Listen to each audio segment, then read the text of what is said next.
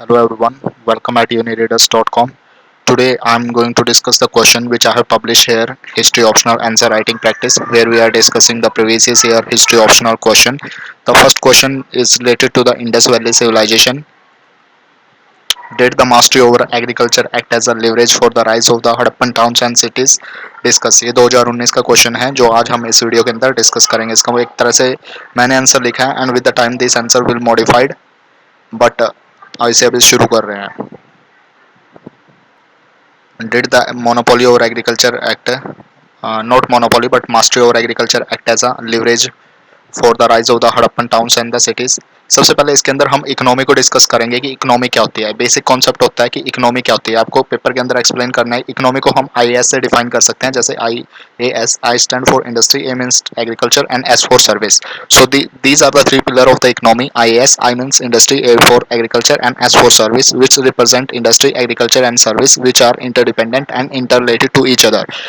You can explain the this in the flowchart as well as in the paragraph form, whichever you like, but that is must. You should have the basic understanding, and if you will write in the paper, that will be give a good impression over the examiner. उसके बाद हम agriculture की बात करते हैं. Agriculture leads to the urbanisation if there is a surplus production. We know it very well that urbanisation takes place only and only if there is surplus agriculture produce, so that the labour is free and able to do other jobs for livelihood. Similar is case in the Indus valley civilisation which was the first urbanisation in India. तो यहाँ से indirect question prelims में आ सकता है कि first urbanisation India में कब हुआ था. तो इंडस वैली जो सिविलाइजेशन है ना, उसी को फर्स्ट अर्बनाइजेशन बोलते हैं. और सेकंड अर्बनाइजेशन हुआ था ड्यूरिंग द मगध के टाइम के अंदर, जो हमारे पास यानी महाजनपद के टाइम पे. महाजनपद जब थे ना, तो वो हमारा सेकंड अर्बनाइजेशन था. तो सबसे और उसके बाद सबसे फर्स्ट जो हमारा ग्रेट एम्पायर बना वो अशोका के टाइम में बना, मौर्यन एम्पायर के अंदर बना. और उसके बाद फिर बाद में. तो अब एग्रीकल्चर की बात करते हैं कि हड़प्पन सिविलाइजेशन में एग्रीकल्चर का क्या रोल रहा. Agriculture started in India during the neolithic age. ये तो सबको पता ही है कि एग्रीकल्चर जो स्टार्ट हुआ था वो न्योलिथिक एज से स्टार्ट हुआ था. ऐसे करके हम इंट्रोडक्शन दे सकते हैं. Well developed during the Harappan civilisation. बहुत सारी क्रॉप उगाई जाती थी जिसमें वीट, बार्ले, राइस था, और कैश क्रॉप भी थी जिसमें कॉटन था. तो ये भी प्रीलिम्स में क्वेश्चन आ चुका है कि कॉटन ब्रिटिशर्स ने इंट्रोड्यूस किया था. नहीं, कॉटन इंडस वैली सिविलाइजेशन के टाइम से ही इंडिया में है. तो कॉटन इंडिया की इंडिजीनियस क्रॉप है. तो अगर आप इसे कैश क्रॉप में लिखते हो तो ये आपका एक प्लस पॉइंट है. उसके बाद granaries and Mohenjodaro and Harappa. हमें पता है कि मोहनजोदाड़ो और हड़प्पा में ग्रेनरीज मिली हैं, और ये आपको सारी जो इन्फॉर्मेशन है कि कहाँ से क्या मिला है, ये बिल्कुल रट के रखना है. इनको एज इट इज प्रीलिम्स में और मेंस में दोनों जगह आ सकता है. टेल अस सर, ये हमें बताता है surplus production and the storage. Like today FCI, हम इसे आज की फूड कॉर्पोरेशन ऑफ इंडिया के साथ कंपेयर कर सकते हैं कि जैसे हमारा जो सरप्लस है वो फूड कॉर्पोरेशन ऑफ इंडिया के स्टोर हाउस में रखा हुआ है, जिसकी वजह से अर्बनाइजेशन में जो इंडिया के अर्बन सेंटर हैं, जो सिटीज़ हैं, वहाँ पे फूड सप्लाई किया जाता है, even in the rural area also. Similar is the case for the cash crop like cotton. This is the raw material for the cotton industry. Because there is a cotton, that's why there is a cotton industry, and that's why India की जो industry थी वो grow करना शुरू हुई. Surplus agriculture provide food and raw material. इससे दो benefit मिले, एक फूड मिला और दूसरा रॉ मटेरियल मिला, जिसकी वजह से इंडस्ट्री को सपोर्ट मिला एंड जिससे इनडायरेक्टली अर्बनाइजेशन स्ट्रेंथन हुआ. और सरप्लस लेबर का फैक्टर भी हम इसमें डाल सकते हैं, raw material as well as labour availability. Urbanisation today criteria. अगर हम अर्बनाइजेशन को देखें तो आज के टाइम से हम अर्बनाइजेशन को कैसे डिफाइन करेंगे.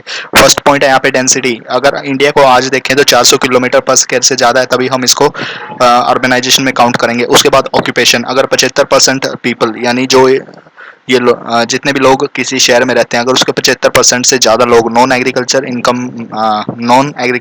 से लाइवलीहुड अर्न करते हैं, तो वो अर्बनाइजेशन की डेफिनेशन में आता है. उसके बाद similarly for the Indus valley civilisation, यानी जो वहाँ पे शहरों के अंदर क्या था, वहाँ पे डेंसिटी ज़्यादा रही होगी और वहाँ पे ज़्यादातर लोग नॉन एग्रीकल्चर बेस रहे होंगे. और नॉन एग्रीकल्चर बेस क्यों रहे होंगे, क्योंकि वहाँ पे सरप्लस प्रोडक्शन होगा प्लस वहाँ पे सरप्लस लेबर होगा. उसी तरह से Harappan, Mohenjodaro and other city.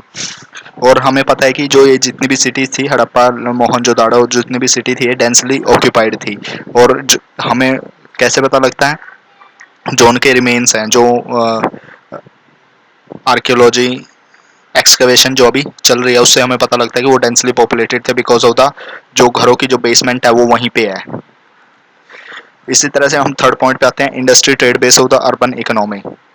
Industry trade base urban economy, industry and trade urban economy का बेस था, क्योंकि वेल डेवलप इंडस्ट्री थी जिसमें बीड मेकिंग, ऑर्नामेंट और क्लॉथ जैसी थी। उसके बाद यहाँ पे ट्रांसपोर्टेशन के लिए रिवर चैनल और रोड ट्रांसपोर्टेशन दोनों टाइप के यहाँ पे ट्रांसपोर्टेशन सिस्टम थे, जिसमें रोड ट्रांसपोर्ट भी था, जिसकी वजह से रॉ मटेरियल लाया जाता है, जैसे राजस्थान के खेतरी से लाया जाता था कॉपर, कार्नेलियन, और जो कर्नाटका का क्षेत्र है वहाँ से लेके आ जाता था गोल्ड। उसी तरह से रिवर चैनल के थ्रू मेलुहा बार बार एनसीईआरटी के अंदर दिया हुआ है, जिसे ओमान भी बोला जाता है, वहाँ पे ट्रेड किया जाता था। तो ट्रांसपोर्टेशन के लिए river channels as well as road transport दोनों का यूज़ किया जाता था। और हमें एक बैलगाड़ी मिली है, टॉय कार्ट। टॉय कार्ट से हमें वहाँ से रोड ट्रांसपोर्टेशन के बारे में भी पता लगता है। Foreign trade Mesopotamia, Iran, Oman के साथ भी था। अफगानिस्तान से हम क्या लेके आते थे, अफगानिस्तान के शोरतुगी से हम लेके आते थे लैपिस लाजोली, जो कि एक रेड स्टोन होता था, जो कि बीड मेकिंग इंडस्ट्री में यूज होता था। उसके बाद आर्टिफैक्ट इंडस्ट्री वहाँ पे थी, क्योंकि हमें सैंडस्टोन का बियर्ड प्रिस्ट मिला है, रेड सैंडस्टोन मेल टॉर्सो मिला है, ब्रोंज की डांसिंग गर्ल मिली है, टेराकोटा का मदर गॉडेस मिला है, बीड्स मेकिंग इंडस्ट्री मिली है। इन सब के बेस पे हम अपना कंक्लूजन देंगे। यहाँ से कंक्लूजन हमारा शुरू हो जाता है। हालांकि मैंने इसे 2 ही पेज के अंदर कंप्लीट कर दिया, लेकिन आपको कम से कम इसे 3 पेज के अंदर लिखना है, क्योंकि 20 नंबर का क्वेश्चन है और अगली बार 10 में भी आ सकता है, 20 में भी आ सकता है, 15 में भी आ सकता है। वी कैन यहाँ से हम अपना कंक्लूजन देंगे that we can say that the mastery over the agriculture play a vital role. यहाँ से यहाँ पे रोल पूछा गया है, तो या तो डिसाइसिव रोल होता है, या असिस्टेंस का रोल प्ले करते हैं, या सहायक या निर्णायक। यहाँ पे निर्णायक रोल प्ले किया, यानी डिसाइसिव रोल यानी vital role in the surplus production. This surplus production play a decisive role in the industry promotion through labour, raw material and the transportation. तो इस तरह से हम इस आंसर को लिख सकते हैं। I hope you will like it, and आप भी अपना यहाँ पे जाकर के आंसर कमेंट सेक्शन में आंसर जरूर डाल लें अपना यहाँ पे।